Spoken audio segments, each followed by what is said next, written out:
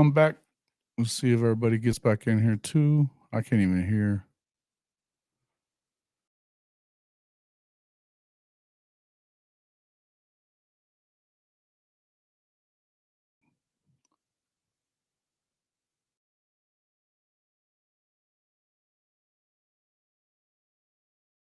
Check.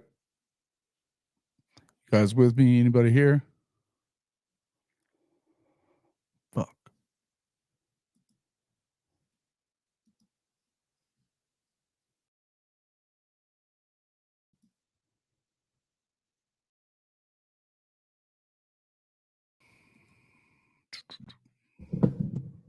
Let me know when y'all get in here.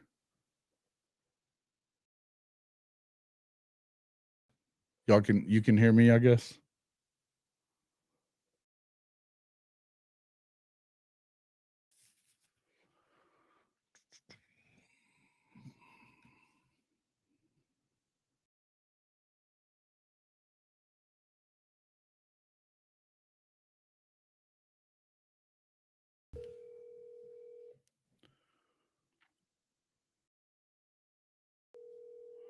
All right, cool.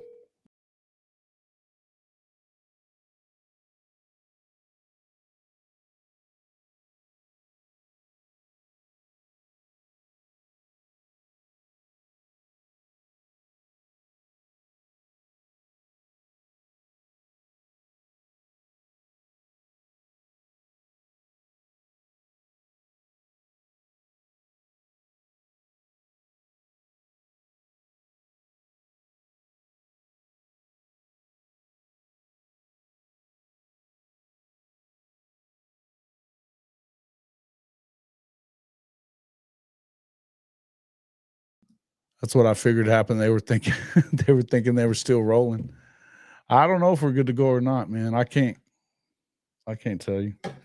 If anything, I'll let them finish up through here because they were having a conversation. So it was going good. And then we'll see what's up here in a second, as soon as they get in.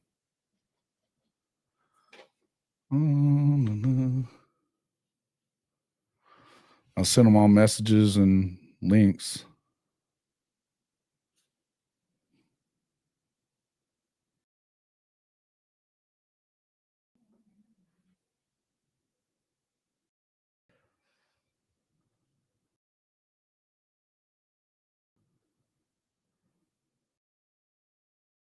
Kicked everybody out though, whenever I wasn't in here, or else I'd have just let it keep on going.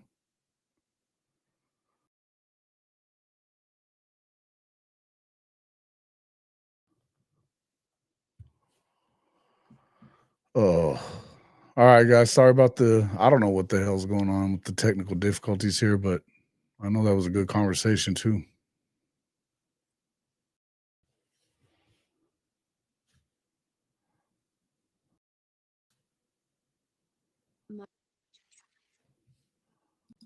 Are they coming back? Yeah. Okay. Yeah, we're sitting there. I mean, me and Big Mike and Marcus, I mean, we had a roll going. I know. I was sitting here watching it. I was looking for my other interface. I was just going to switch interfaces. And what I'll do is if it's doing it again when they pop back in, I'll just take myself off the screen and then let y'all go ahead, and then I'll look for that other interface because I don't know where it's at right now. Hey, thanks for having me on with Marcus, man. I'm really enjoying this. Yeah, no worries, man. Oh, damn, bro. Mike. Damn, bro. I was dropping jewels on that thing, bro. It just kicked you guys out because when I got out, it kicked y'all out. But y'all were going for a little while, but after a minute, it kicked y'all out. The ticker on the top was still going like it was live. It still showed us as live. It wasn't. Yeah, it did. I suspected something because we stopped getting comments. Yeah, you know what I mean. And I was like, damn, nobody commented on my little nugget of gold I just dropped right there. You're dropping something's weird. Boy, Mike and Marcus had they had a rolling. Damn it. We had you back, Jason. We We didn't know what I didn't want y'all to kicked out. I guess because I had to get, the only thing it was letting me do was I had to get out of the tab completely to get off of there. It wouldn't let me out. So Yeah. it looks like, but I reset my Rodecaster and maybe it updated or something because I'm not getting anything else from it. Hopefully, No, it sounds good. Hopefully we get Marcus back too. Did you put some quarters in the machine and pull the lever? Put some quarters back, man. Yeah, I don't know what the hell's going on. Yeah. Wacky shit, man. It's wacky. It sucks. Because I know y'all were, and look, that was a good conversation. Talking about BB. Yeah, he can't leave. You got to come back on there, Marcus. Come Bro, on. so we talked about BB like in an alternate multi-universe. BB Bill Bedenbaugh gets fired. You know what I mean? Deal. Yeah. Like, that's the dumbest shit you could ever do. Because like I said, homie gonna be hired in like 0.375 seconds. Yeah. And it's gonna be to Alabama or a big school like that. And then Bill Bedenbaugh in Alabama and all those places are gonna use those millions of dollars that these cats are making in the NFL. They're gonna be using it against Oklahoma. Yeah. You know what I mean? And like you just like that's the dumbest shit we could possibly do, or anybody could do. I don't think Joe Castiglione. They're not that dumb, dude. There's no way they could. There's no. You heard Venables last week. He was like, he's the best there is. Why would we get rid of him? Well, I said it on Coach Rick's show last night. When this new OC comes in and he looks at Bill Bedenbaugh, he's going to say, okay, my box is for Bill Bedenbaugh. 11 seasons at OU, 13 cats in the NFL, one is the highest paid center. Check. Mm-hmm. All getting used against us. And Bill Bedenbaugh, best O-line coach in college football. Check. That OC ain't going to get rid of Bill Bedenbaugh just because of what he's. Bro, you never know with these cats, bro. Some of these dudes, these coaches these days, man, they don't want any remnants of what was before. They don't give a damn if you're Saban. Like some of these dudes will get rid of you just to get rid of you, to show you who's got the bigger. You know, I ain't gonna say it, but just show you who's the man. Yeah. And they don't want nothing to do with it, man. They want a clean house and they want their own guys. And I mean, dude, I don't know, man. I wouldn't be surprised if they did hire a new OC and they gave them autonomy to fire and keep whoever they want if that dude doesn't clean house. Mm-hmm. Well, here's the thing. I can guarantee egos. I can guarantee you right now that if there's Marcus. Whoever is and Marcus, I didn't kick you guys. It kicked it because I wasn't in here. So I know you guys were having a good conversation. Y'all can get right back to it. Whatever it was, it kicked it. But listen, this guy's asking right here, Goated. I understand frustration, but talking about firing BB is the most casual take I've ever heard. And I'll tell you what, it isn't coming from this show. AF. Yeah, it's not coming from this show. I can tell you that. No. I've been the one guy that's been saying I don't want to hear that shit on this show. But Christopher Shannon, who comes on here all the time, says it. And then you've got that opinion podcast guy that, I mean, I had that dude blocked a long time ago, but he was giving me all kinds of hell on Barry and Mac one night, giving me every reason in the world. I'm like, I'm not even listening to you, dude. I'm not talking to you. Just continue on. I don't want to hear it. I'm here to listen to them. And it continued on and on and on and on. Believe that. So just know that, this isn't coming from this channel here. I know it's not coming from Jay. I know it's not coming from Mike and those guys. It's not coming from us. We're not you're not hearing it on K. Chris's show. You're not hearing it on anybody that knows what the hell they're talking about when it comes to Oklahoma football. I promise you that. Oh, Jason, I am drinking my own bath water. Here's my cup. It's nasty, man. Hey, Mike, I've only heard that saying one time. right? And it's not drinking my own bathwater, right? So my old basketball coach, RIP Slim Richards, his name was Lanny Richards. He was my environmental ed teacher in high school. And one time, I don't know how we got onto it or whatever, and somehow we were talking about Sophia Loren and Oh my God. the actress. Yeah, just a total smoke show. I know where you go with this one. And he said, "I'll drink her bathwater," and that I will never forget that saying. And I was like, "That's disgusting as hell." But When the Sooner legend, when the Sooner legend was a very young man back in the early 70s, he had a poster of Sophia Loren on his wall. God, dude, yeah. She's gorgeous, man. She's gorgeous. This part right here, KJ Golden said he said BB is the Saban of all O-line coaches, and then we got a super chat from Coach Ricks. Yeah, Coach Ricks, if you fire Big Bill and he goes to a different school, that school will now be able to use who he has put in the NFL's recruiting tool. I think that's exactly what you just said too, right? That's exactly what I'm saying.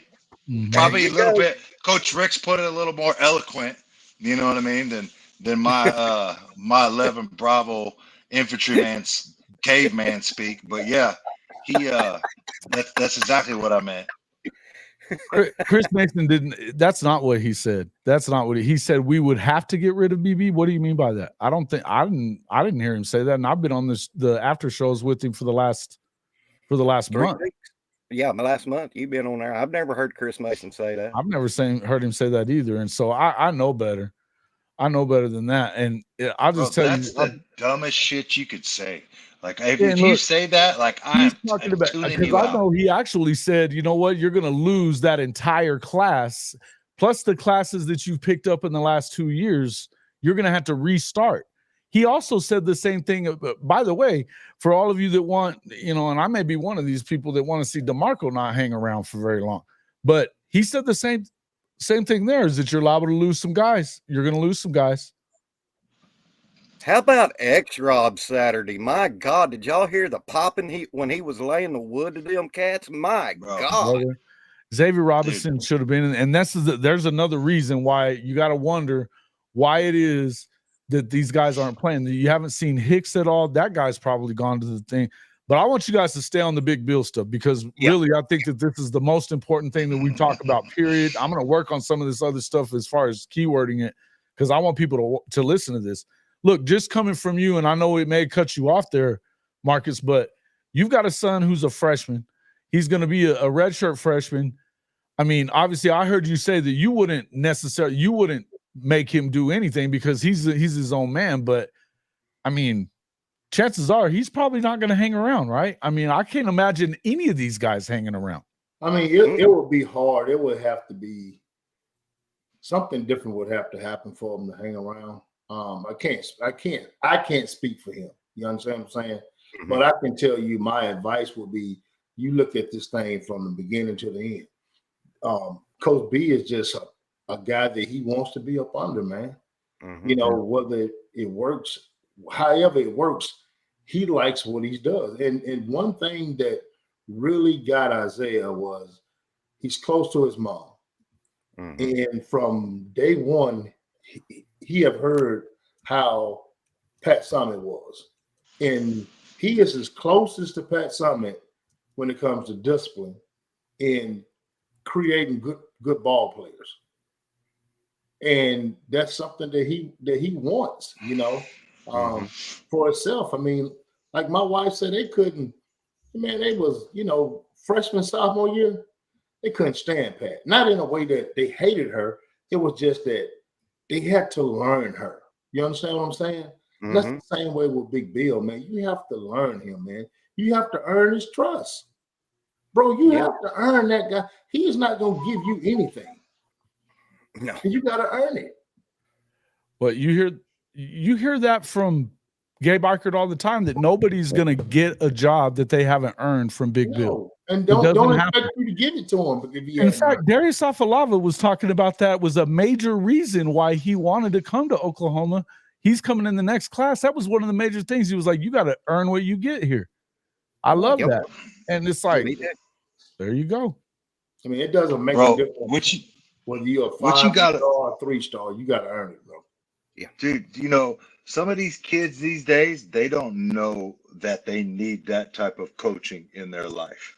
You know what I That's mean? right.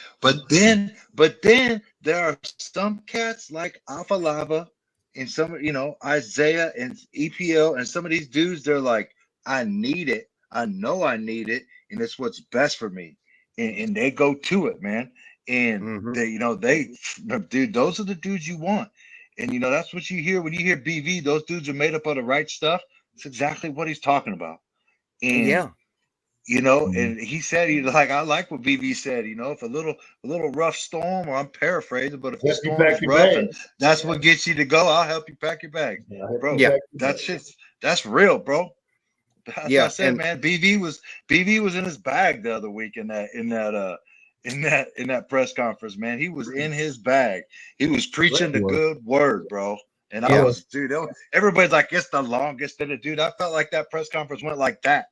And that's Yeah. the shit I love, dude. When I used to go on those recruiting trips with my He was son, and talking we would about sit up real in his stuff too. You know? we would sit up in his office and he would just go. And Oh, I'm he sitting can there go, just like, bro. I'm Oh, he eating can it go, up, bro. bro. He Eating can it go. up. And you know, shit, I'm looking around thinking I got a COVID year, maybe, you know what I mean? Or maybe a grad transfer year. Like I'm thinking like, damn, bro, like this dude really got me in here thinking I ain't broke and I could play a year. You know what I'm saying? Like and the you know that dude is the ultimate motivator and leader. And if Man, you're my talking, if wife. you want BV fired, Hey, look, check this out, Mike. My wife was sitting in there when we was all in there when Isaiah got his chip, you know. And she was like, this is it. I don't care. You coming here. I mean, he hadn't made a decision, you know, at all. You know, but mom was like, you know, she was like, you know, it's your decision, but I want you here. I mean, that, and then he looked at me like, what about you? I like it. I like it. yeah, He was like, yeah, I just didn't know what he said. I didn't know if y'all liked it or not. He said, I've already, you know, yeah. like what I see. And that's when we came, committed. Like 2 weeks later, we shut the recruiting down, bro. And his stock Yeah. dropped after we shut the recruiting down. What was crazy? Bro, let me He tell you, man. understand that. I knew my son was going to Oklahoma before he did. You know what I mean? Like dude, I could tell. I kind of felt that way. I kind of felt that Bro, way. I know my son, right? I know him. Like he's I don't want to say he like wants to tell everybody. He's not out there. He's kind of, you know, he's kind of keeps to himself. You know, he's a talker. He'll talk to you, but you know, he's kind of low key. You know what I mean? He's low key. And shit, bro, I knew he was going to Oklahoma before he did. I remember we were sitting on the couch one day and we was watching some college football. I was like, when are you going to commit to Oklahoma? And he looked at me. He's like, I was like, bro, I already know. Like, yeah, like you ain't hiding nothing from me. And it wasn't like he was trying, but I was like, bro, I could tell, I could see by the way you act when you get at Oklahoma. I could see how you act when you get around Coach Venables, Coach Hall, Coach Bates. Like I could just see the little twinkle in your eye. I was like, so let's stop the Mike, BS and let's ask get you it this right done. here. When you were on your visits, I could tell the kids that was going to come. I could tell the kids that was going to come to Oklahoma. It was a different look. They kind of all interacted together, and I told my wife, "Oh, they coming." And I'm talking about dead on, pretty much, bro. Hey, And I was just talking to Reggie. I was just talking to Reggie Powers this last weekend, and we was having dinner. Shout out Torchy's Tacos, man. Good Lord.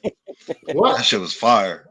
Torchy's Tacos out there in Norman. Torchy Tacos. Oh yeah. Yeah. Oh yeah, Oh, bro. I gotta write that one down, bro. Hey, they got this little Jamaican jerk chicken taco. No, that's right. Mangoes on it. Dude, that shit was killer. But anyway, I got a little sidetracked. But I was talking to Reggie, And I was like, Reggie, do you? Because we were on a game day visit when Reggie came down the first time. Reggie and his dad, and it was after the game. We were walking up, and I could just kind of see it in him. And I was like, Reggie, do you remember what I said to you? It's like we was getting ready to leave the game and go to dinner.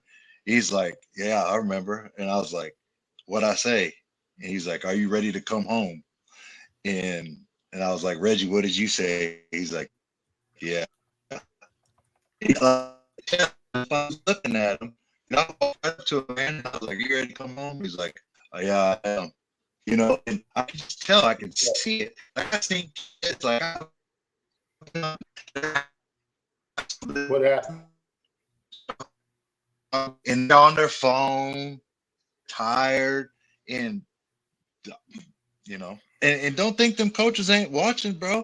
All them coaches is in the room. Damn, I'm gonna stop talking. Did he fall out? We get kicked off. I don't want to waste. I don't know what happened to him.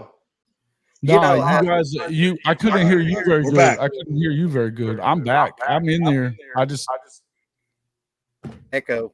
is doing that Back shit on again. the I'm echo. gonna get out. You guys continue. Yeah, but man, I'm going. I Oh, kinda go ahead, feel- I guys. felt the same way. Go ahead. Sid.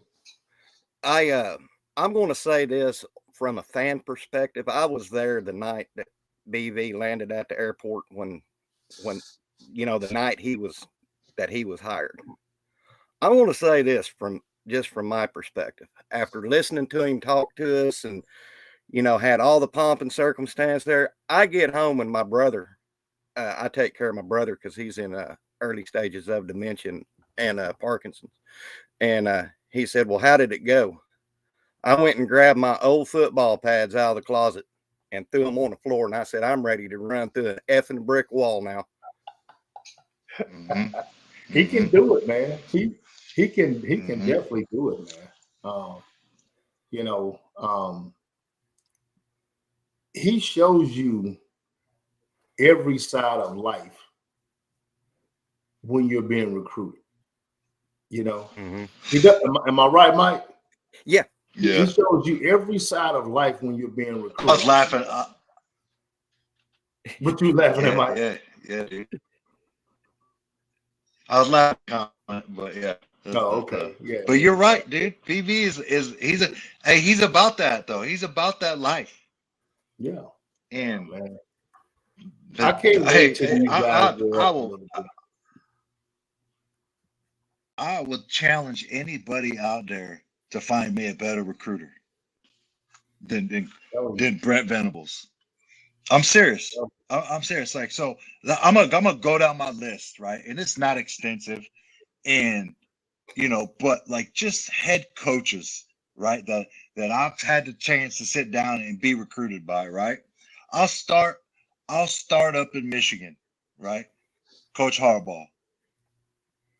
It was amazing to me. It was surreal. I sat in dude's office for almost an hour and talked to him. You know what I mean?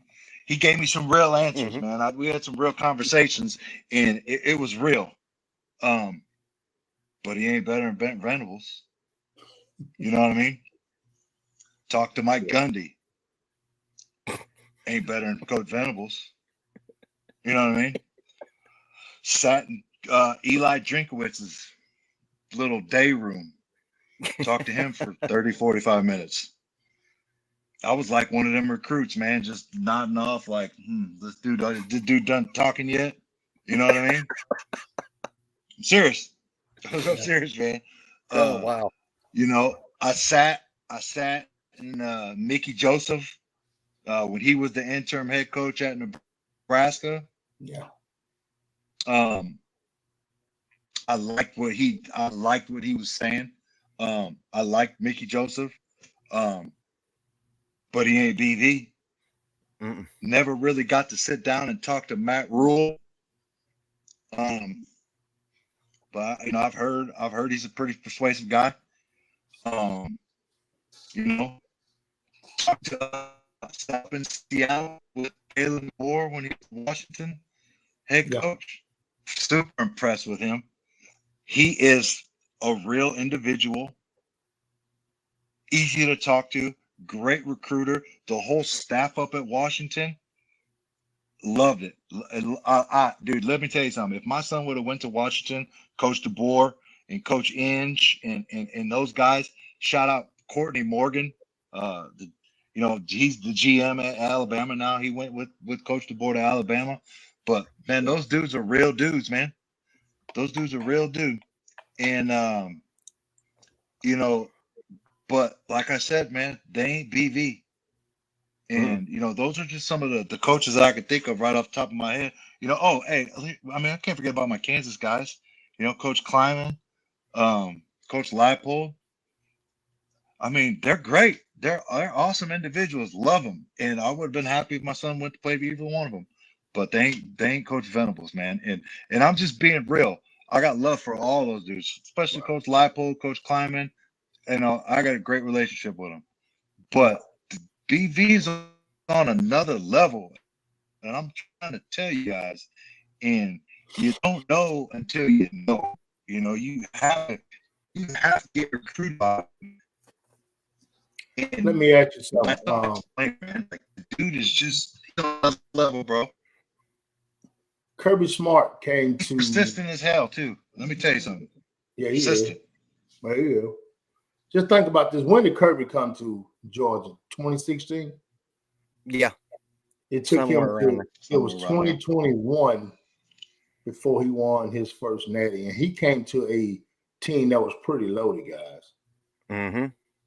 You understand what I'm saying? And you got to get, this is not the old day and time, man. I'm being honest with you guys. 3 years is not enough now, because I don't think everybody said, well, you can get kids out the portal. Man, look at the portal. I don't think you can build your football team out the portal being in the SEC. I don't think you can plug your team, but you can't build your team. You know, Mr. Dent, that's what I've learned from Jason as a new podcaster is, you can go into the portal and like let's say you lose 2 or 3 off your main offensive line due to graduation or the NFL draft. You can go get you some players out of the portal. But the portal, if you go, especially I'm talking offensive line, you don't want to build an offensive line out of the portal. You want to get the kids out of high school, because it takes at least 2 years to get them offensive linemen gelling, playing together as a unit. Am I right about that, Mr. Dent? Oh, yes, sir. Yes, sir. In my opinion, I think you're absolutely right. I mean, don't get me wrong. You can go out and try to be the highest paid offensive line in college football, and you're going to have some good ball players. But will it be enough to take you all the way through? And that's what I'm saying, man. I think you have to have foundation in anything you do. You building anything, you have to have foundation. Mm-hmm. You building a house, you have to you gotta. And you build a building, you gotta have. What I like about college football is you're playing for culture, right? Mm-hmm. You're playing for a school, and it's more than money. Yeah, money's starting to creep into it, but there has to be something more, in my opinion, than just playing for money. And there's something to be said. There's something to be said about a team, right?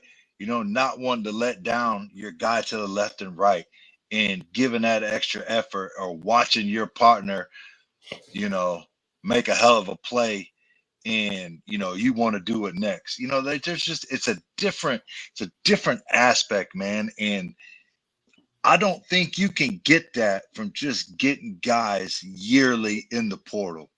Like, how do you build that team? You can't build a locker room like that, bro. That's what I'm saying. How do you do that? How do you do that by just, going out and getting the best portal class every year? Now, don't get me wrong. I think you have to supplement and maybe fill a couple deficiencies in your roster through portal. But I think Coach Venables and the staff are doing it the right way, with building the foundation in the high school kids and competing for some of these players in the portal. And I think they do a great job of evaluating portal guys and not getting in a bidding war. And you know, people like to come and Oklahoma ain't got no money. They got outbid. Da, da, da. No, they didn't. They had their price on what they thought this player was worth, and it got out of control. You know, and that's one they thing weren't that fitting to do it, bro. Man, they're gonna take care of those kids. They're gonna take care of our kids as well as anybody in the country. But they know where they need to be on everything they're doing. You understand what I'm saying? And you can go and outbid somebody for a kid. Take the green kid. He got outbidded. Because guess what? If he didn't think so, he would have stayed his butt at Oklahoma. They gave him a price tag that he, like, hey, look, they knew Oklahoma probably wasn't going to match that. You understand what I'm saying? Yep. And, like I said, I know the issues with his dad or whatever, man, but the kid has digressed since he's left. Yeah. So, I mean, you heard us some by him leaving. Yeah, you did that, but you hurt yourself even more. You understand? Yeah, what I'm saying? and I would love for somebody to interview him and hear his thoughts and take on the whole. He ain't gonna do it, but I would love to hear what he thinks, because right now, he may have got the bag, but that move looked like it didn't pan out very well. Nah, hey, for Big him Mike, in his football career. Ryman Lemon has a question for you. It says, Big Bog, how big of a correlation is there being a member of the O-line and being an Army Bravo? Am I wrong, or do you have to fully trust the man beside you isn't going to leave your pecker in the dirt? Yeah, and hey, man, I've had this conversation multiple times with a lot of people, and I've had it with Coach Venables. It's the game of football and in being in the Army, in team building and development. It's the same, dude. You can marry it, right? Same concepts of building a team and having your buddies back, and one guy messing up could have dire consequences to the whole unit or the whole team. And it's similar, man. And that's one of the reasons when I was done, playing football in college with my broke self, I spent a year out there, and I missed that team aspect. And I think I needed that in my life, so I think that is probably the biggest reason I joined the Army at a time of war, which probably, my mom was pissed. My mom wanted to kill me, but I needed to, bro. I wasn't doing nothing. I was making bad decisions, doing dumb shit, and I had to get out of that little rut I was in, So, but yeah, it's the same thing, dude. It's football in the military life, like it correlates, man, and there's a lot of similarities, and I don't think you can prove otherwise. It's the same. There's just not really life or death consequences in football, but other than that, man, it's the same. Yeah, because you got in the Army, and Mike, Mr. Dent, I don't know if you're a former service member or not, but I'm not. But Mike knows what I'm talking about. You got your battle buddy when you're in the service.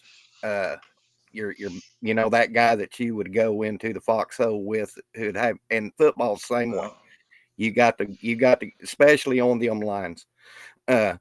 You got the guy who you want in your foxhole, who's got your back, and who's going that y'all's going to try to defend to the end. No doubt. Yeah, man. And that's it's a hell of a thing, man, when you have that bond, with somebody else, and you know that they got your back.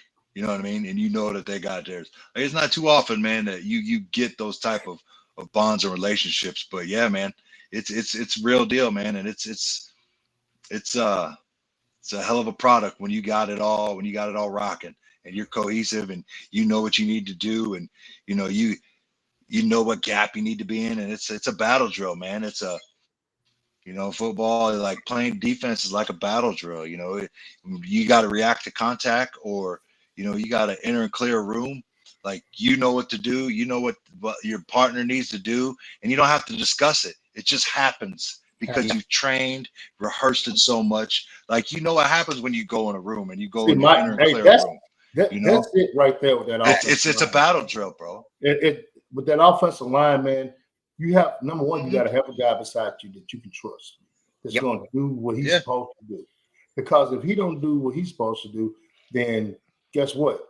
Everything is going to fall apart. One person, you can't have one person do right and the other guy do wrong. Right. And that stuff, coach got to be able to trust you. It's not. You could be the most athletic player in the country, but if that guy can't trust you beside you, and Coach B can't trust you, or any offensive line coach can't trust you to do the right things, man, you're not going to be on the field, bro. Right. And what I'm talking about, this stuff I'm talking about, this shit doesn't happen overnight. No. You know what I mean? No. Like, there's at a minimum a year of training, that you do in the Army, to get to a proficient level, right? Mm-hmm. And it starts at the lowest level, individual, team, squad, platoon, company, battalion, brigade level training. Like, it takes a long time. And when you have an offensive line and you got a different dude in a different position every week, it's hard to attain, man. It's hard to get to that level of proficiency that what the guy to your left and right's going to do. And there's maybe some nonverbal cues that, like, hey, we're going to chip and work up to this linebacker on this play. Man, you know what I mean? Let me give you a perfect example that happened Saturday. It doesn't happen, man. Right. Mm-hmm. Let me give you a perfect example that happened Saturday to Isaiah and Eddie, of which they had been beside each other. But Isaiah somehow stepped on Eddie's foot, man, and fell backwards or whatever the situation was. But, as they get older, that stuff is not going to happen, Right. And he was like, hey, bro. He said, hey, man, my bad. But the thing about it is, it takes time to be out there on the field together, man, to know what this guy's going to do, how quick he's going to get out. So my step could be this way or whatever the situation is. Man, that takes time. And like you said, when you move somebody and you got a GT pull or something like that, and you're the tackle, and you got this guard that you don't know how fast he's going to go. You don't know where your space need to be behind him. If you're too close to him, you miss the guy that you're supposed to get. It's just those things like that, guy. Those things are going to have time. That's going to have the timing got to get right on it.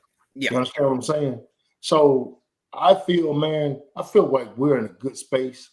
I know the fans think we're not in a good space, but you got to realize this team right here, man, look at the adversity that they have overcome already. Yeah. With the 5 guys being out, man.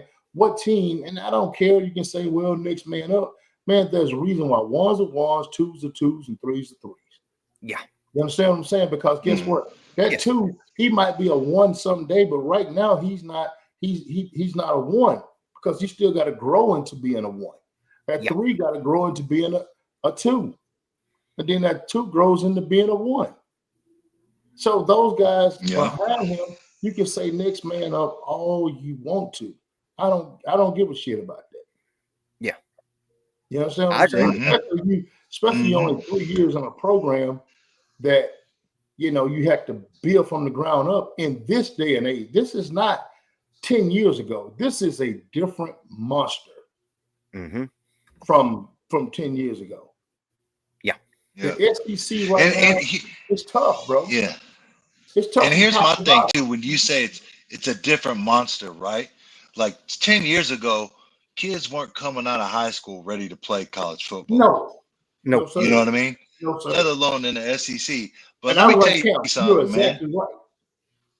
Right. Let me tell you something. These kids now are way more prepared to come in and play at high levels of college football. Yeah. You know what I mean? And sometimes I think we got to remember that, as coaching staffs and people, like these kids, these ain't high school kids in the early 2000s and the 2010s. Like, bro, when Isaiah ran out on the field, I was like, damn, that son of a bitch big. You know what I mean? like he ran out there, and I was like, golly. You know, hey, him and EPL on that side of the line, that's what I'm talking about, bro. They looked good.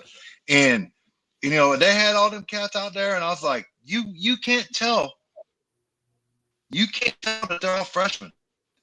You know what I mean? I think at one point in line, they had all either a freshman or redshirt freshmen on the line. And you'd never know. You know what I mean? And they went all the way down the field. Last series, that's what I'm saying. That last series on defense, they had one upperclassman on the D line, and the rest was freshmen. You know what I mean? And dude, they just look different, dude. They look bigger, they look faster, and you're like, you'd have a hard time, like, oh yeah, that's the second team defense, you know, a bunch of juniors and sophomores. Nah, bro, it was all freshmen and a upperclassman D lineman. And they look good. Yeah, they look that inside freaking Danny wise, Okoye, bro. Yeah, that freaking Danny Okoye, bro. He looked like a so what say Mike? Impressive, dude. Okoye, man, he just looks good out there, dude. I don't know. He just, bro, he looks good. He looks good. Man, I can witness with my own eyes. Pardon my language, oh, you're fine.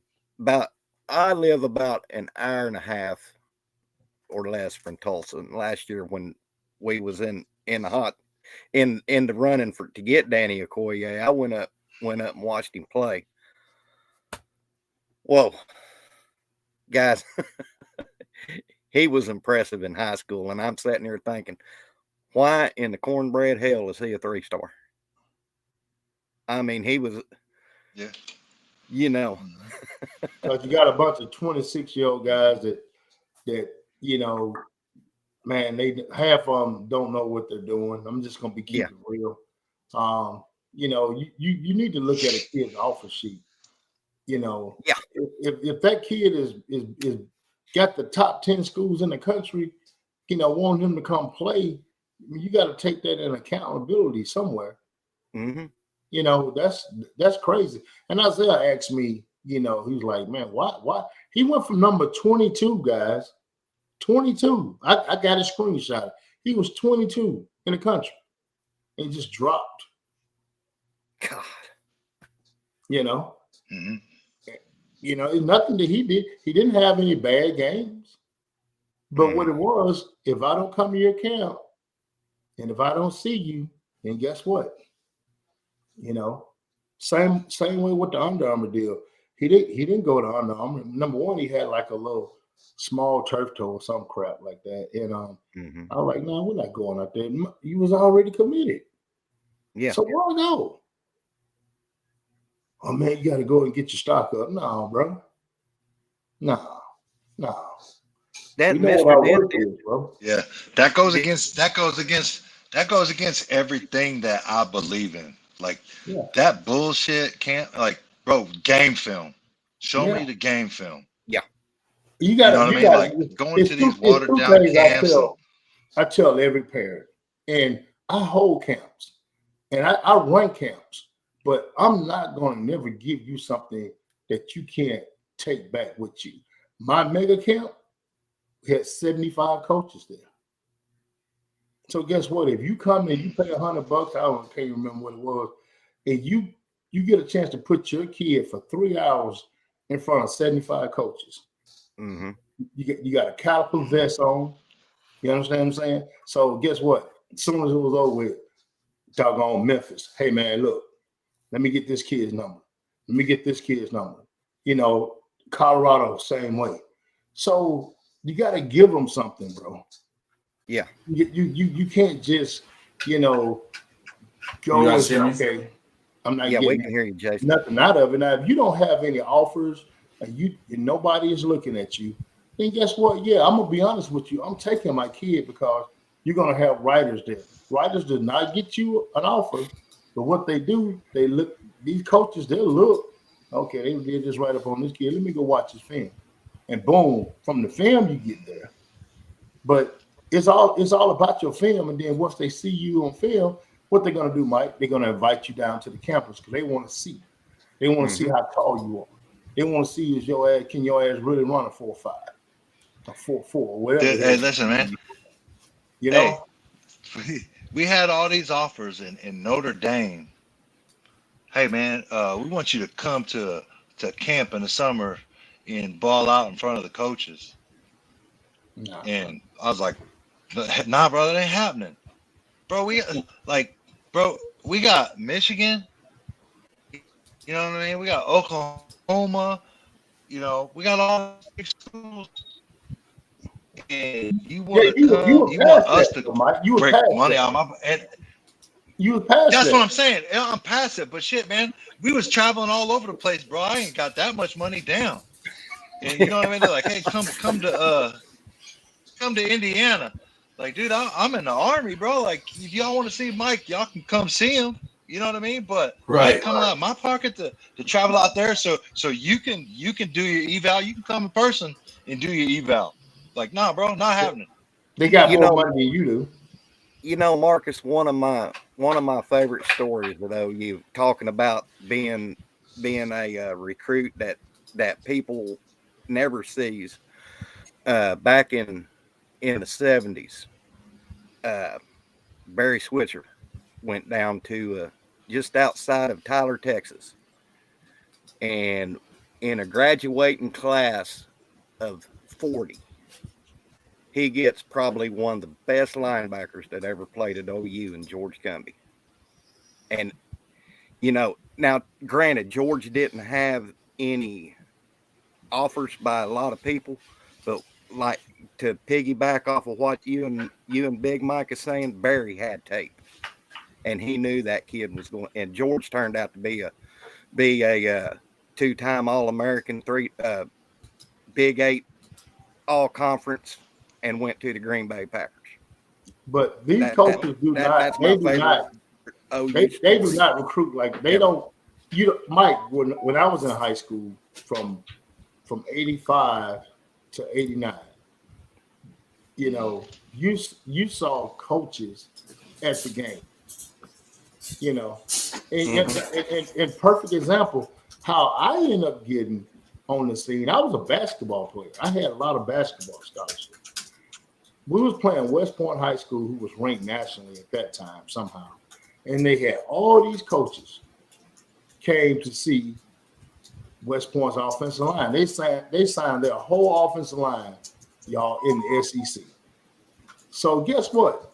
It just so happened to be a 6'5", 240-pound defensive end on the other school playing on that side, and that was me. And I had 2 sacks, I had a pick, and 11 solos. Dang. The next day, Ole Miss, Arkansas. How the hell you remember your stat line that long ago, bro? Oh yeah, that was one of my best games, bro. That was one of my best games, bro. Hey, look, you got to remember that one, man. And what's crazy about it, man? Once I got to school, I was sitting in the office. Y'all know how it sounds. Marcus Dent come to the office. Marcus Dent come to the office. Damn, what they got me on. So I go up to the office, bro. Yeah. And there's a recruiter in the office, you know? And dude, that's how it used to go. That's how it used to go, right? That's how it used to go, bro. My high school football coach was the dean, right? So when there would be a coach down in the office, you would get a pink slip. He'd send a pink slip up to your room, whatever period you was in, and you know, when somebody come in with a pink slip, everybody's like, ooh, you messed up, you got trouble. You know what I mean? So here I am, like every other day. You know what I mean? So I'd go down to Feynman's office, RIP to the legend, John Feynman. You know, there'd be a coach sitting there, and, you know, they can't talk to you. You know, back in the day, they couldn't talk to you. The coach could come to the school, he could see you, but you couldn't communicate with him. So I'd walk in there, and Coach Feynman and be like, Bo, you left your pencil in my office. It's like, how many times I got to tell you to take your shit with you when you leave? You know, and there's a coach sitting right there. You know, he's eyeing. He's want to put the eyeball on you, bro. You know what I mean? Yeah, that was old school, man. Coach, yeah, man. Yeah, it was crazy, man. Like I remember, like the first time that happened, I think it might have been, I don't know if it was Coach Ron Brown or Frank Solich from Nebraska was sitting in the office, and I come around the corner and I'm like, oh damn, or like I might have said something like, oh shit, you know what I mean? Like, yeah, I didn't know what was going on. Thought I was in Yeah. trouble or something. But yeah, Yeah, but it was crazy. you figured Man. it out, A lot though. of stuff. You figured it out. Like after about the second or third time, I knew what it was. You know what I mean? That's the way they used to do it. When I came in the office, Yeah. I think it was Coach Youngblood from Ole Miss. He was right there. He used to have that desk and then the principal's office. And Miss Shaw was like, "Hey, come on in here." And I came in. I said, "What's going on?" He was like, "Hey, now, Ole Miss, they just want to see you, put eyes on you, this, that, and the third. They can't talk to you." I'm like, "Oh, okay." He said, "What you think about them?" I'm like, "Oh, I've never been up there. I didn't know anything about it." And that's kind of how it went. Every time a recruiter came, it was, they call you to the office, and that guy be sitting there, and you get a chance to go in the principal office, and they'll talk to you about that school or whatever, and you walk out, and it's like almost like they're looking at you like from your feet to your head, man. They just looking and smiling and nodding, But they came to the high school game and they saw you. They saw you ball out on the field. And that's been taken away, man. But I tell you who do go to games, Oklahoma. I know Coach Bill, he didn't get a chance to come to us. I know what happened. We were supposed to play at Friday, and we ended up, because of the rain, they changed it to that Thursday. He was going to come, because he had everything kind of worked out in his schedule, and with us changing, he couldn't come that day. But he did come the day that he was supposed to come. So he just came to the school and talked to him, but he was supposed to come to the game. But they do go see players, man. And it might be a lot of schools go out there and do it, but I know a lot of them don't, man. They want the parent to do all the work, and that's not fair, That's not fair.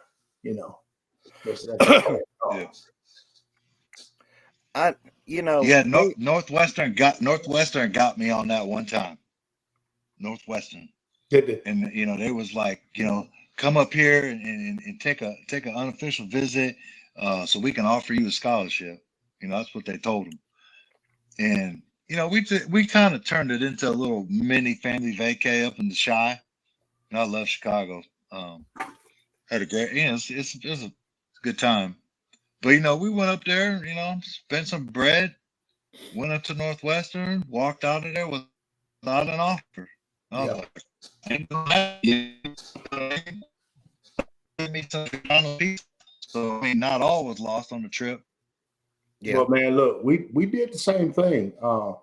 Isaiah's sophomore year, we went to Tennessee, which is my wife's alma mater, Yeah. And they was like, "Hey, look, They called him, said, "Look, we're gonna offer him, man. Just got to get him up here."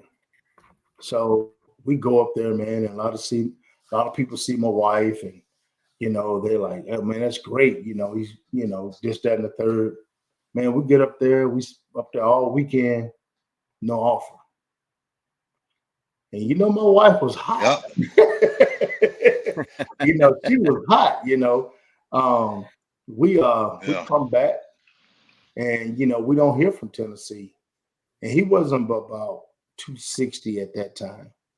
And then his senior year, he got up to about 285, 285, 290 a little bit. And one of the guys that was there, he hit me up. He's with Jacksonville Jaguars, and I coach him at. And Bama offered for. I mean, he didn't have that many offers. I think he had Mississippi State, Ole Miss, and UAB maybe at that time, and somebody else. So anyway, but then like all of a sudden, Bama, everybody started dropping in. Oregon, Auburn, everybody just started dropping in and giving the offers. And then my guy got a text. He was like, "Hey man, you think we can get Isaiah up here?" I'm like, "Dude, I don't think that's gonna happen." I said, you had a chance when he was 15, and and you didn't pull the cord then, when other schools did, and my wife was like, hey, look, this is my alma mater, but guess what? We're not driving up there. We went up there one time, and you guys didn't pull the plug. So guess what? We're not going back up there. And the thing about it is, not saying anything negative. Maybe at that time they didn't think he was going to grow, but he still was 6'5". That's 15. I forgot about that. When I was naming coaches out and sat in the office with that old Northwestern coach, the one that was the linebacker that was great there. He got fired for the scandals and stuff that they had. Yeah. But I just remember sitting in that dude's office, and I'm like, this dude's off the chain, man. Like, he made a joke. We talk about Northwestern and some stuff about kids managing their money and NIL, and so they don't blow it all on tattoos and shoes. And I kind of chuckled because I thought it was I kind of chuckled because I thought it was funny. He looked right at me, bro, and didn't even crack a smile. Like, what the hell are you laughing at? And I was like, damn, my bad. I thought that was kind of funny. But you know what I mean? But yeah, I can't remember the cat's name, man. I know Fitzgerald. Fitzgerald. Thanks, Tom. Yeah, Fitzgerald. But yeah, man, that was early on in the recruiting, man. Like, I didn't know how things worked and the games that they played. So Northwestern, they got us on that one. They got us on that one. We got a guest in with us. It's mine and Jason's friend, Coach Ricks. Coach Ricks in the house. What's going on, gentlemen? What's going on, brother? Man, just enjoying this conversation that you guys are doing. Great content. I'm just listening, Coach, because these guys. I love hearing this, so I'm just sitting back in the shadows listening to them. Man, this is right up the Legends alley, Man, they make me want to go back and put my coaching hat on and my whistle. Hey, man, it's a different world, man. We were just talking about how different it was back, when we were going to school, and then how much a difference it from just 10 years ago up to now. Dude, I'm gonna tell you that what I hate about it.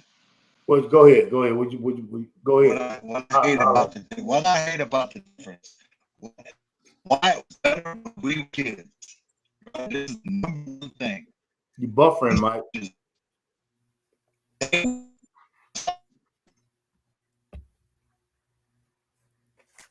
Willie Nelson back in the house.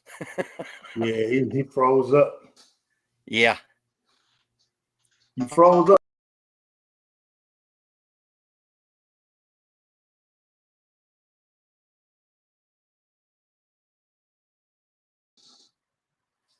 Man, I don't know what happened. Wow, it knocked out everyone. Okay. I can hear you. I can hear you guys. I can see you. Hey, Mr. Dent. Yes. I heard the story, man, about back in the day when the colleges came to visit you. I had that same experience, and the first thing I thought was, what the hell did I do? Why's the principal calling me to the office? and I get there, and I didn't even know that that's how it worked, because that was my first recruit, was University of Central Arkansas. And Coach Jones came in there and he looked at me and he was like, hey, we want to take you down to the field house and look at some footage and talk to you about maybe coming to play for us. I didn't know what to do. So I thought, well, don't my mom and dad got to be here? Does somebody? So I definitely understand that back in the day, it is completely different than the way it is now. Oh, yeah. Here's the difference. Here's the difference. This is what I hate about it, right? Is they have direct access to your 16, 17-year-old child, right? Yep. Twitter, phone call, they can just show, you know what I mean? And when we was getting recruited, there was really only one method, man. They had to wait till the evening and call you on the house phone. Yep. You know what I mean? Mm-hmm. And that's the stuff that kind of irks me, man, because You know, some of these coaches, they're sneaky, man. They're slick, and I was just like, that. I don't know, man. Sometimes it just didn't sit with me. Like, I just got these random dudes, talking to my son and offering them the world, and telling them all this craziness, and yeah, Well, I had a well, problem with that, and they thing would I call don't them like, during Mike, is school.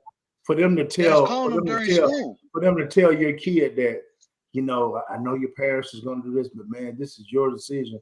Man, no, this is a family yeah. decision, bro. Oh, that burns my.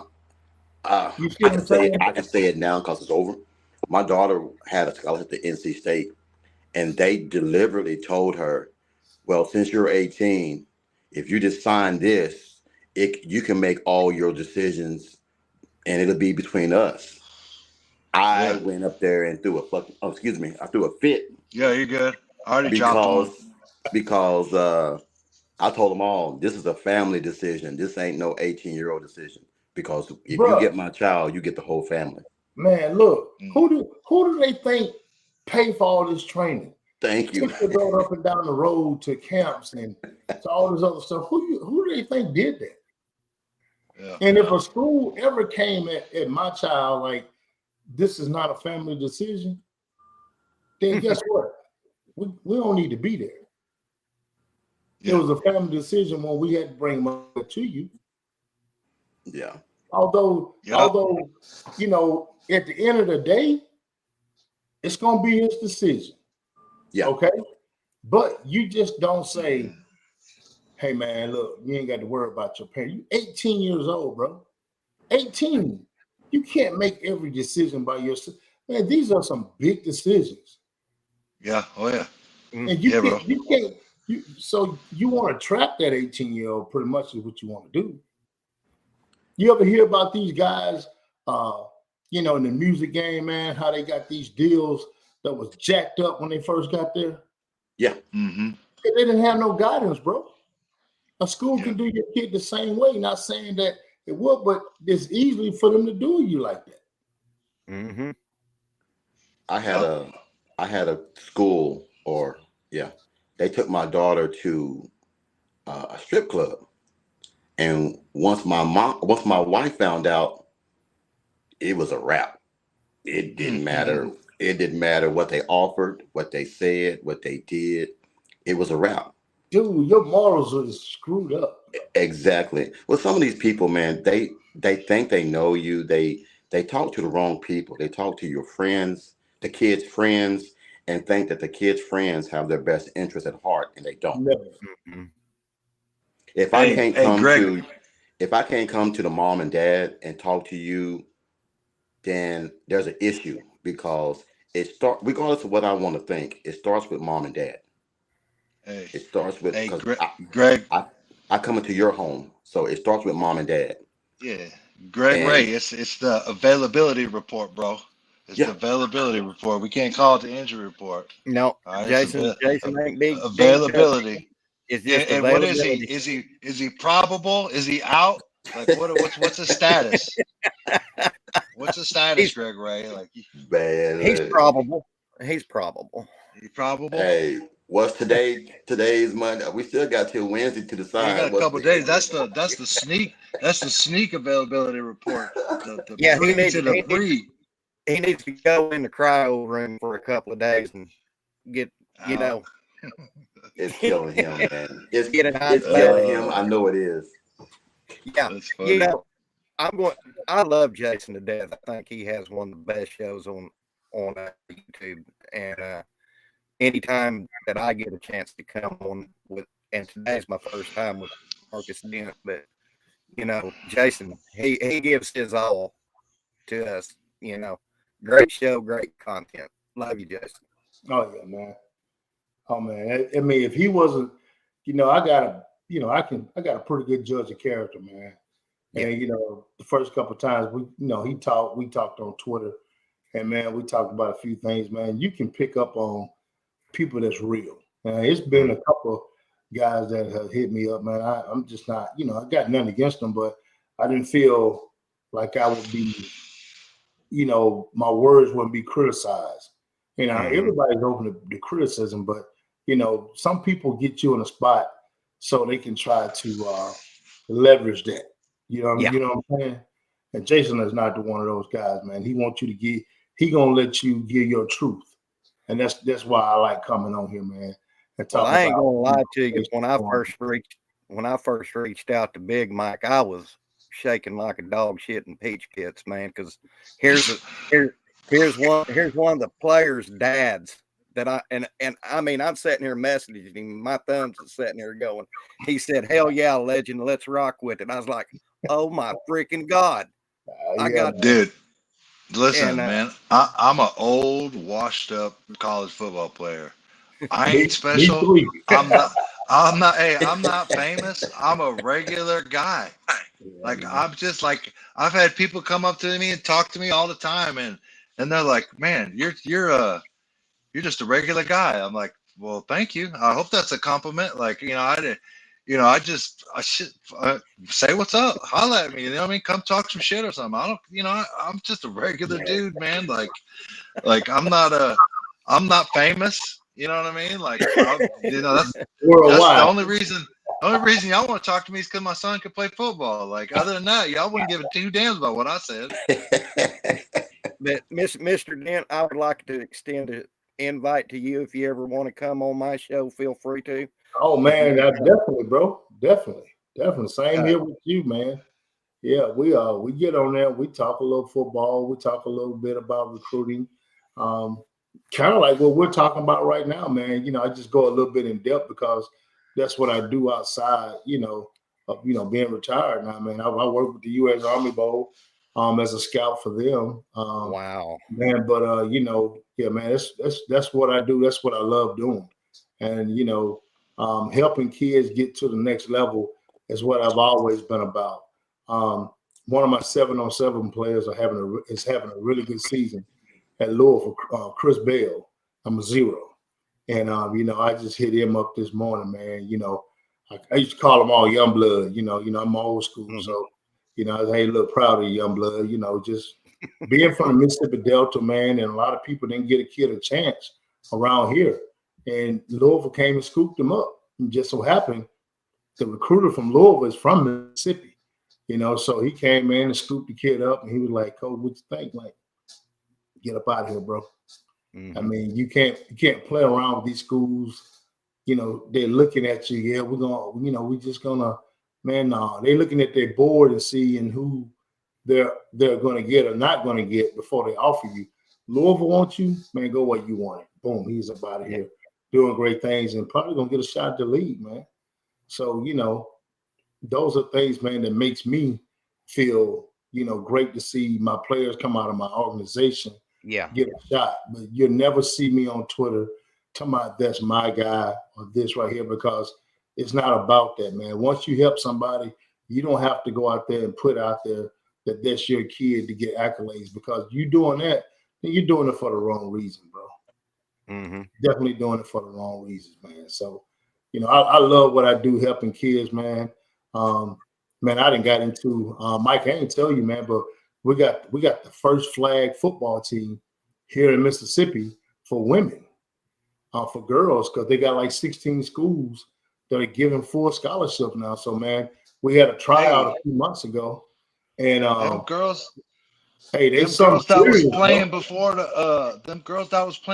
the Army Bowl last year Yeah, in Dallas, dude, them yeah, girls was balling, dude. they That were one balling, girl, I don't remember her name, but dude, she was killing them. right? she was good. She was Yeah, real man, good, man. and a lot of those girls are track girls, man. And we Yeah. got a young lady that's on our team right now. Man, if she catch it and get around that corner, bro, she got a step. It's over. It's just like her running the 220. I mean, she gets up out of there, man. She gone, bro. And Yeah. man, they passionate about doing it. So if we can help those girls get a scholarship to go to school, hey man, why not? Our season starts in I want to say February, March. Our season starts in March with those girls, and it goes into March, April, and May. And got a pretty good, got a pretty good little staff. It's going to be our first year forward. Man, I'm super excited to see them. You know, so that's what I'm about, man. My podcast, everything I do, that's what we try to do, man. Yeah, I'm going to get over and hit you a sub, Marcus. Gridiron Insight, is that your podcast? Yeah, the Gridiron Insight. Yeah. Hey, so I got to meet I met Martin Grammatica one time at a K-State visit. You know, he was a K-State's kicker, probably all the best kickers or whatever. And he sat down right across from us, you know, we're having a little pregame dinner. And so, you know, we chopped it up or whatever. And, you know, his son was there on a visit. He's a kicker too. But, you know, I started following him on IG. And you should go watch his daughter play flag football. Hey, she is a beast. I'm talking about mossing people, like making people miss, shaking people. Dude, his daughter is cold. His daughter is cold. She is the real deal. One guy said, yeah, there when Caden Green transferred. Hey man, if you want to go, you want to go. I ain't trying to save nobody. Nah. He can go. When you got Marcus, I got certain buddy. I went and subbed your channel just now. I appreciate it, man. Thank you. Appreciate it. I'll do the same for you. Man, it's you know, it's crazy, you know, how people on the outside will say things and don't know what the hell they're talking about. And that's one thing I had to get into Isaiah's head, you know, when things kind of started falling off a little bit. He was like, this, that, and the third. I'm like, man, look, man, screw them. Hell, they ain't at practice with you guys. They don't know what the hell going on. I said, but I can tell you this. Y'all start winning and you go to a bowl game, you win, or you win a natty, those same naysayers is gonna be right behind you. Yeah, we number one. You know, that shit gonna happen, bro. So guess what? Man, put the noise behind you and keep the fuck marching. Man, Marcus, I can't tell you how many times during the 90s, and I'm an old OU Sooner fan, way back. And during them horrible 90s of Gary Gibbs, Snellenberger, Blake, we win the natty in 2000, and the same naysayers that tore up their OU stuff and said, what was they doing? Yeah, we're number one. I'm like, guys, where was you during the 90s? They was sitting at the crib talking mess. Yeah. You know, didn't have the internet then, boy. If y'all had the internet then, God, shit, man, it'd been crazy. But yeah, guys, I got to jump off of here. My brother needs me down at his house. He's got a busted pipe. So all right, I only live 3:30. 3:30, brother. 3:30, Mike and Mike on Mondays. Hashtag. Hashtag. For sure. And go ahead. Good luck with that, man. Take your waders. Take your waders. I got my hip waders. If it's deep enough, I'll even get in my fishing tube and float in there. But before I get off here, y'all can find me at Sooner Legends Podcast on YouTube. Find me at Twitter or X, Okie Cowboy 1969. This is the legend. We'll see you on the backside. Boomer Sooner. So Stephen G asked a good question. After what you guys saw the past 2 weeks, is there any hope we can win one of the next 3 games? So let's go. Let's talk about it, right? Let's go. I'm gonna go game by game. Mizzou. Oh yeah, for sure. I haven't been impressed with Mizzou all season. We'll see what happens with Cook, their quarterback. Alabama. Defensively, I think we can do well against Alabama. They're a little leaky on the defensive side. I think we could run the ball, and we keep improving. It'll be good. That Ryan Williams scares the shit out of me. The receiver. So we have to put a game plan in for him. And I think if we can keep Milroe contained and make him sit in the pocket and throw the ball, we got a real good chance. In LSU, they're up and down, man. They're kind of like Alabama, you know. You don't I know think who we you're can going to get with LSU, bro. Yeah, I don't think any team's gonna run on us. So if we can shut them down and maybe win the turnover battle, I do think we can win 3 games. And I do think that I told Mike and Reggie this weekend, I'm like, hey man, I'm selfish as shit right now. I need y'all to win another game because I want to go to a bowl game. And I'm being selfish. I ain't like that usually, but I want to go to a bowl game and party a little bit. So I need y'all to get that done. Hey, definitely, man. Man, I'm just looking at what Ole Miss done and what South Carolina done this weekend. Those are teams, man, we pretty much gave South Carolina 21 points, bro. Yes. You understand what I'm saying? So you take away that, and you take away the bad third downs that we had in the third quarter against Ole Miss when we were 3rd and 2 and we ended up 3rd and 12 on a couple different occasions. Man, we in the ball game, man, with 2 teams right now that are peaking. Mm-hmm. Guys, Yeah. just like this weekend, we understand, okay, this is what we got to do.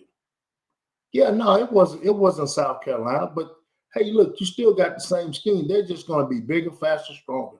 You just gotta move quicker, think faster. Mm-hmm. That's all you got. I think we are a lot closer than what everybody thinks, man. Oh, I think we're a lot closer. But it's an overreaction, the sky's falling type stuff. But we're dude. These last 2 weeks, man, we're a different football team. And I think we got a good shot at getting it done here down the stretch. No, and hitting that over bet, man. Hitting that I over agree bet. with you guys. 7.5 wins. I agree with you guys, man. There's the way that these teams beat up on teams this weekend. That game didn't look that way with Oklahoma. Oklahoma pretty much gave those games away. If you really want to go back and think about it. Oh, no, definitely. And we don't have that dysfunction now. Seth is gone. I think everything is turning around. Guys are gaining confidence.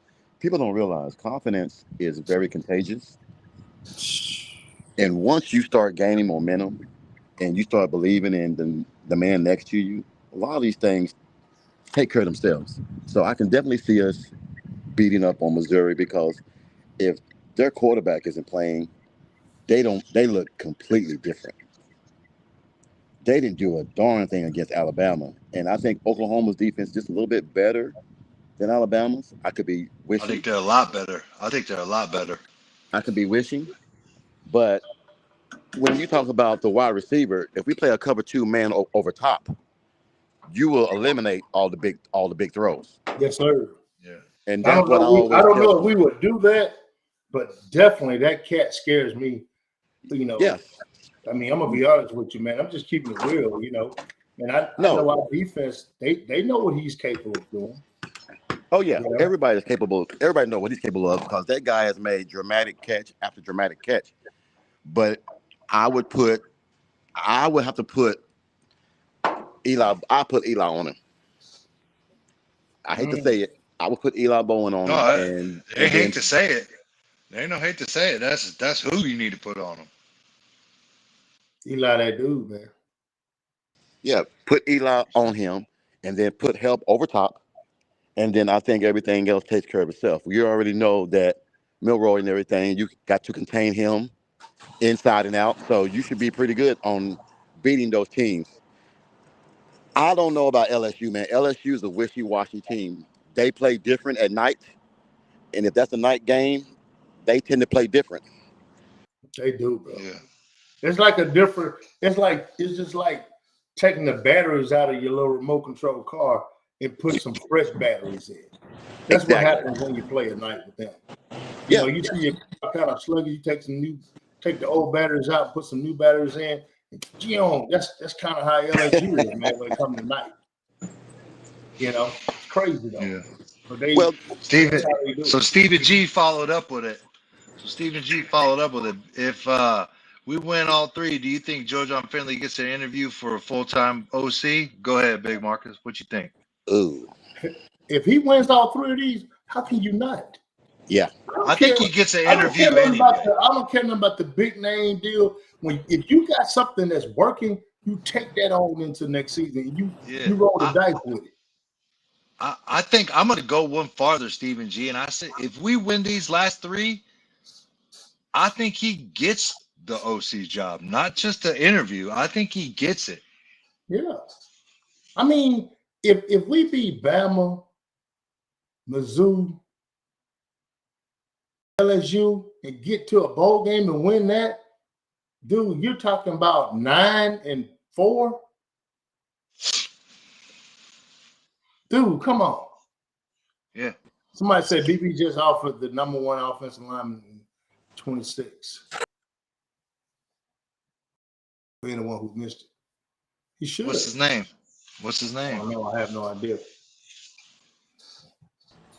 I think that he should get it, but I don't know if BV is going to do that.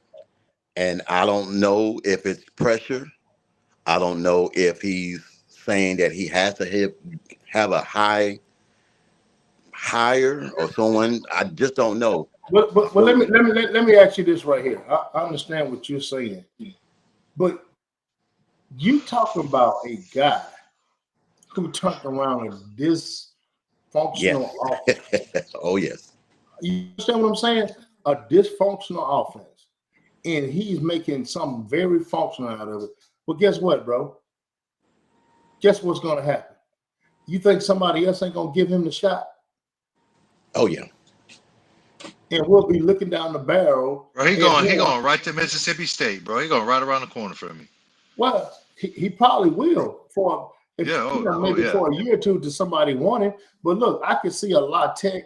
I can see a G5 getting him. Oh yeah. I can see a G5 hire him as Easy. an OC. Number one, dude, Levy is gonna scoop him up quicker than Alabama would scoop up BB. All right, Levy will scoop up Joe John in 0.19 seconds. You know what I mean? And then Levy gonna take control and be more of the CEO type instead of play caller, because it's like the same guy. Yeah, no, that's a fact. Yeah, man, that could happen. Let me ask you guys. Let me ask you guys a question. You know, since you guys were at the game, I've always asked this question. Wasn't there a different type of atmosphere playing against Maine this past week? Was it because it's Maine, or the confidence is really building? Go ahead, Mike. Man, I'm gonna tell you, the first 5 minutes, I might have said every cuss word under the sun.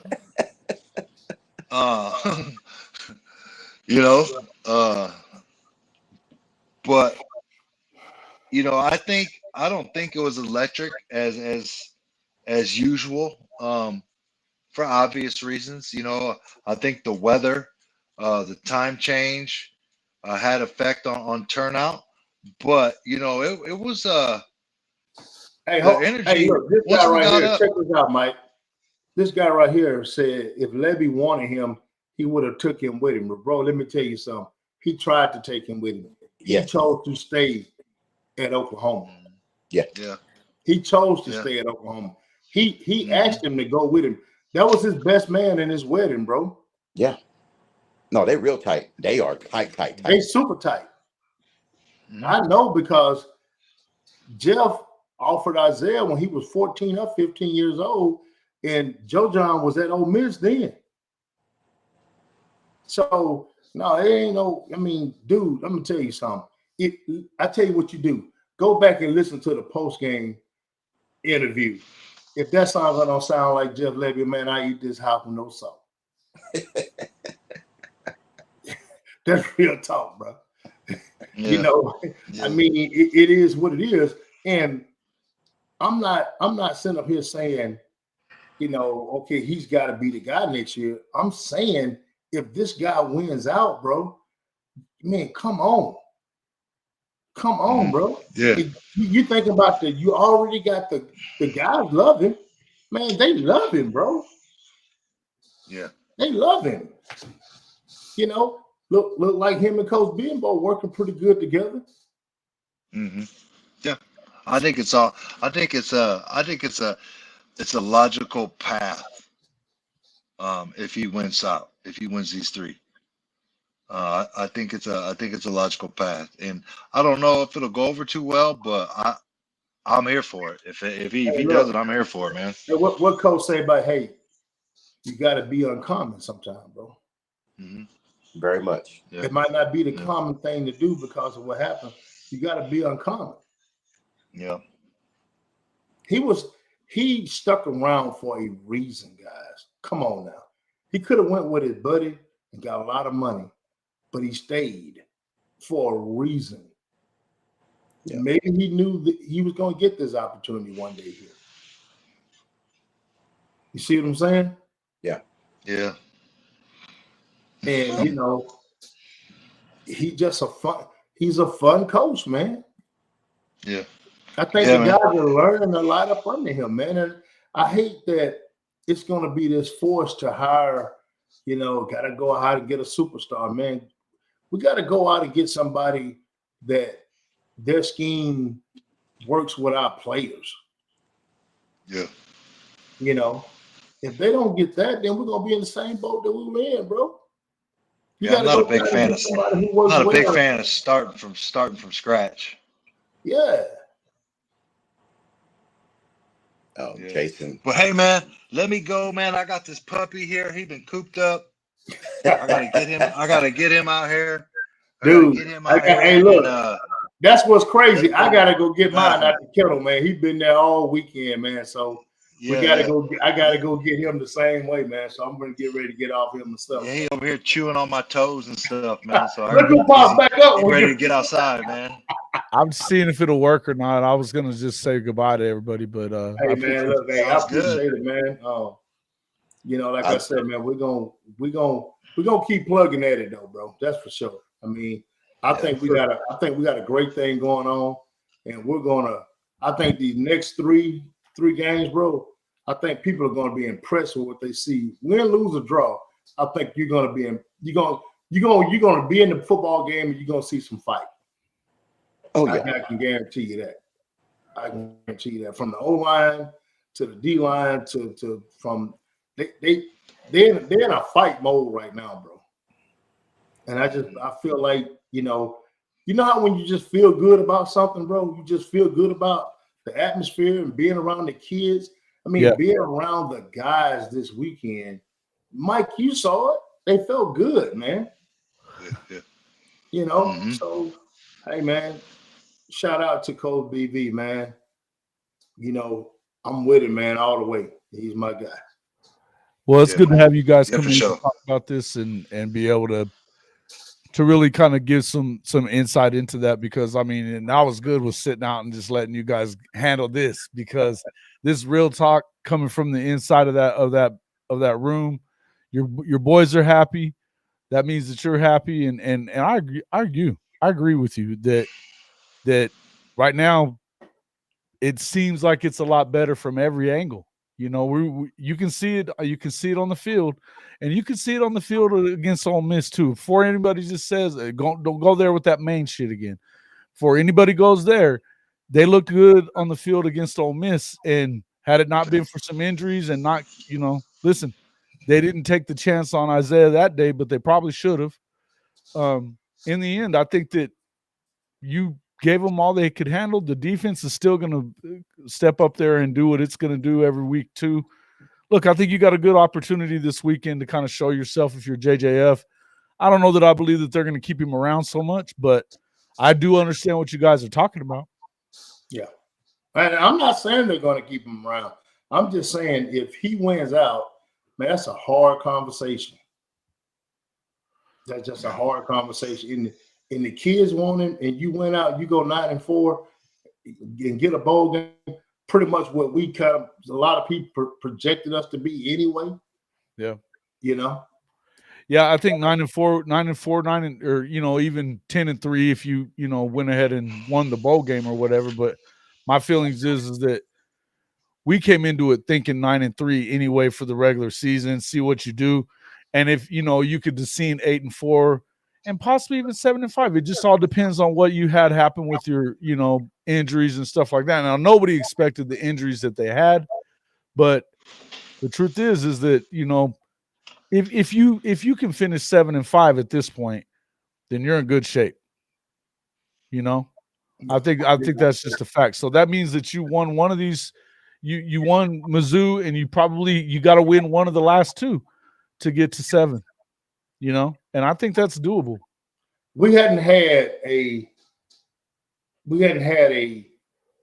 really good showing at home, and I think we do the Alabama game. I think we do the Alabama game, man. Like I said, I'm out of here, y'all. All right, dog. Man, Big Mike, thank you so much for coming in, my man. Appreciate you. Yeah, but yeah, man, anytime. Yeah, Jason, I think that's one of the biggest things that we have right now, bro. Is we hadn't had a great showing at home, and I think we do.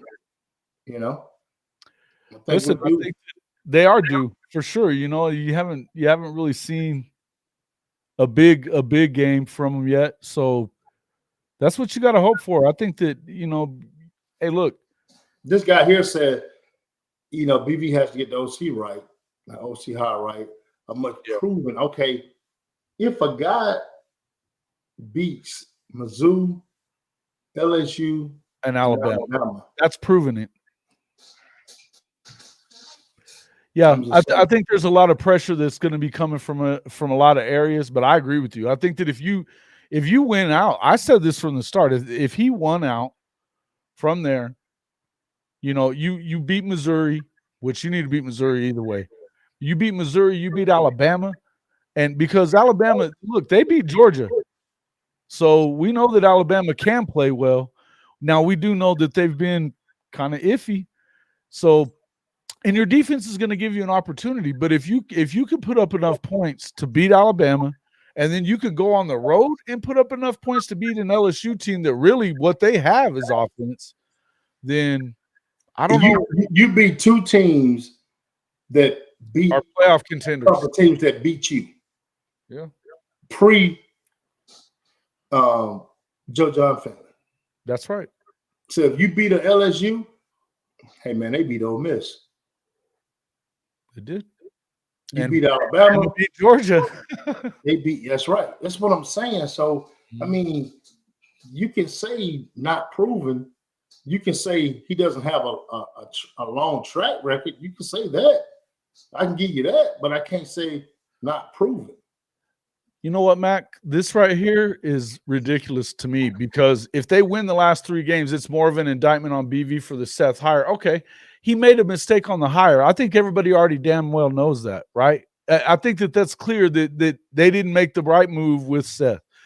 But you know what? He also fired him and brought the right guy. If they win the last 3 games, that means that he fired him and they turned it around in a big way. So you can indict all you want from your fucking couch. You can sit over there on your couch and talk all the shit you want to talk. But the bottom line is that he did what everybody wanted him to do, which is get rid of Seth. And then he got a guy in there that flipped it. Now, do I think that Joe John is going to recruit well enough as the OC, or that he's going to have enough cachet to do it? Probably not. I'm going to tell you that probably not. But I will say this: it's not up to us at that point. And if he wins the last 3 games against, Mizzou isn't a playoff contender at this point. But I would tell you this: that Alabama and LSU are. That means you would knock them out of playoff contention. Time to play spoiler, baby. Time to play spoiler. And I'm gonna say this before I get out of here, Jason. It's regardless how this thing go for Joe John, man. Hey, I like what he brings to the table. I like him as a person, man. He's been to my house. He's been here before, and he's just a stand-up guy, man. And the kids love him. you can approach him, you can talk to him, and I think the kids like that, man. I don't know if that was all the case with Coach Latrell. I don't know, because I'm not going to speak bad on the man because I don't know anything about him like that. But all I know is from a parent perspective and a fan perspective, I do see a spark in the kids. And if you can't see a spark in the kids, even from the Ole Miss loss, even to win Saturday, then you got blinders on. So I'm gonna leave you guys with that, man. Gotta get ready. I gotta go do the same thing, man. I gotta go get the dog out there. Hey, man, I appreciate the time that you gave us. You guys carried the show until I could get back in here, and I appreciate you, man, for real. Man. Peace out, brother. I'll talk at you later, man. Thanks a lot. Make sure you guys get over there and check out his show. Amazing show. Marcus' show is we've got it right here, the Gridiron Insight, man. Him and his boy Michael love the show, man. It's a lot of fun all the time, and so make sure you get over there, check it out. It's always a lot of fun, man. And they got recruiting insight like crazy in the SEC. They know SEC football very well. You should definitely get over there and check them out. And I appreciate those guys, both of them, coming in doing that. Coach Ricks, you as well. I see we lost you too, so thank you so much for coming in. Look, guys, I'm not going to sit here and tell you that I think that this is going to be what happens, because I don't. I don't know that. It's a ton of injuries. There's a lot of things that we don't know. That's right. This right here is kind of funny. And yeah, JJF did. BV should have seen. BV should have seen. BV should have seen. How much of it do you think is on? Because if I'm not mistaken, are you one of the ones that's been calling for the head of BB too, there, Mac? Because I got to tell you, we can pull and grasp at straws and you can think what you want to think all you want to, but you don't know everything that went on in that damn locker room and how it all went down either. You don't even know why is it that Seth Luttrell got the job. You think it was just because of Brent Venables? Because chances are it wasn't. There's more people involved in this thing than just BV. And he's never gonna put it off on anybody else. It is what it is. And T Boomer, I don't think you're wrong here. He said he got to have a back seat. He got to sit back and see how not to coach the offense. Look, and the other thing is this. I think that part of the reason that you're seeing them turn it around a little bit on the offensive side is because the guys that are still here, they know that other offense. This offense is what you've seen from them with Lebby. Whether or not I think he has to hire the right OC. But I'm going to tell you this, if he wins the last 3 games, including beating Alabama and beating LSU, how do you figure that it's not the right OC if you keep Joe John? I mean, if they go in there and do that, you believe that, but how do you know that for sure? You say you believe it. Do you know that? Because I don't think you know it.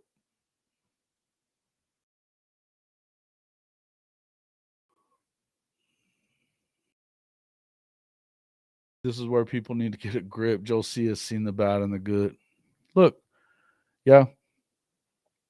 BV's going to do what BV does.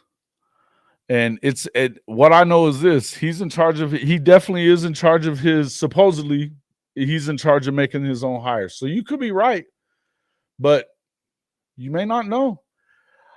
I've heard some things that make me think that maybe not. But that doesn't mean I'm telling you that I don't know any more than you do. I've heard rumors that say that that's not the case. We've also heard it said that he's in charge of hiring whoever he wants to. But it comes from both places. You get both stories depending on who you're talking to. And you know as well as I do, if you know anything about this program, that there's more people making decisions and pushing their weight around than just Joe C. or that administration at Oklahoma. You know that. I know that.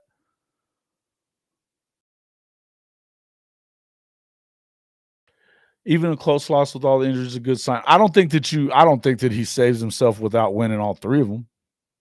I don't. And I don't know that he does if he wins all three of them. I'll just be honest with you. It's just how it is. But I would tell you this. My hope is that they just get it turned around here. And I don't really care how they do it. You know, I'll say this part about, you know, from what, and here's what I've heard from Chris Mason. I haven't heard that stuff you guys are talking about with the Bill Bedenbaugh side of it. That's not what I've heard from him. But if that's the case, then I think he's off. I think he's missing on that one. I haven't heard it from him directly, so I don't know that that's what he said. But I do kind of tend to agree with them that at least there's a narrative out there that he's not recruiting or developing the tight ends as well as you'd like to see him doing that. Okay, fine. I can see that. So I don't know that there's a whole lot of, you know, Seth had experience as a play caller and JJF didn't except for one bowl game. That's why Brent went with Seth. Yeah, but I don't even think that JJF really called that game, did he? Yeah. Look, I'm not going to sit here and argue with you guys. I'm just telling you, in the end, it is what it is. It's not going to be up to us anyway. I agree with what you're saying as far as he has to make the right hire here? Absolutely. Absolutely. I said it in my column the other day that his job and his legacy at Oklahoma absolutely depends on what he does here. But it doesn't matter whether whoever he hires, the donors always have a hand in it. You're damn right they do. Whoever he hires, if he hires the guys that everybody's talking about, let's say he goes out and gets Koltanecki and it doesn't work out. It's still on his ass. If he hires JJF full time, if he keeps him around and does it again and rolls the dice there, he's got to do well too. It doesn't matter who he hires as far as it, you know, it's easy for us to sit here and say that we know whether or not he's the guy or not. You know, but you can bet that the donors are going to have a hand in it. But I would tell you this: it doesn't matter if he goes and gets Will Stein or Koltanecki or GJ Kinney or whoever it is, the offense has to be on point next year so that they have an opportunity to win. Because if they don't end up winning out and they say they're 6-6, 7-5, they're 6-6, 7-5. I don't know how hot his seed is, but it's not going to be. He's not safe. I'd put it that way. The impact of Kevin Johns, you absolutely correct. Hey, that's absolutely true. Look, he's already on staff. And here, may I remind you that Kevin Johns is twice been nominated for the Broyles Award for that's the number one assistant coach in the country. He was pretty high up on the list to get the job at Duke, which is why he ended up as just an analyst here. All the hiring had already been done. He's done a good job in the past, and it looks to me like he's done a good job with these guys just in the little amount of time he's been in there working with them. Now, I agree with you that Seth was not a great hire. It wasn't a good hire. But I also don't know that there wasn't something else in there. But you got to remember this. Seth is a national champion player, and his dad was too. So there could have been a lot of pressure there, and that's what I hear, that there was some pressure there for him to make that hire. And I could also see that, you know, having never called plays before, he didn't want to just on Levy's saying that he could do it, he didn't want to just trust and believe in that. That to me tells me that it wasn't quite as lazy, but I still probably would have went with Matt Wells if it was me. And then we'll see. We'll see, guys. I appreciate everybody coming in. If you haven't hit that like button, man, you guys got to make sure you do that. This was good solid content. Go back and check out the other video before it got all screwed up, and you can check out where they were talking there as well. Plus, you have my my Sunday Twitter feed. It's kind of funny, so get in there and check that one out as well. Appreciate all you guys for coming in, spending some time with us, giving us your opinions. We appreciate that always. And even if I agree with you or don't, I still enjoy listening to what you guys have to say and you giving your opinion here. So I appreciate that. Mac, that includes you. Everybody in here, thanks a lot for coming in. Sooner in Texas, Ryman Lemming, Stephen G, Greg, all you guys, Max Swearingen, appreciate all you guys, man. Everybody who's popped in, said hello to us. Ace Trey, T Boomer, Topher.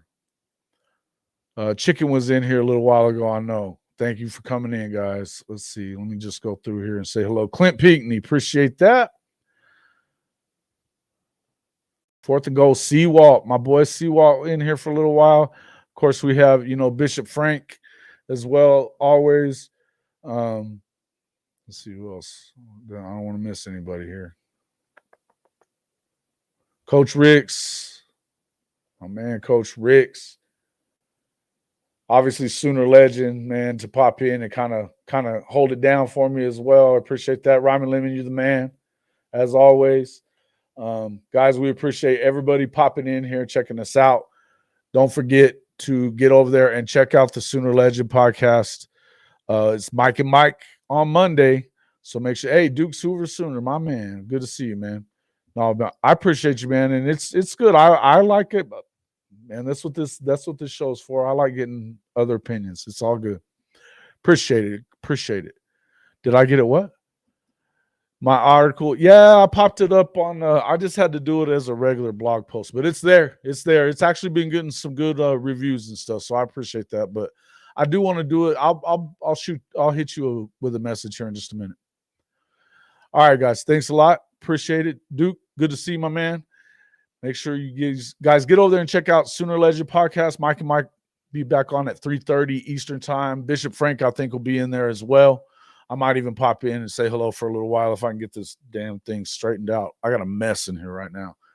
But I appreciate you guys. See you on the next one.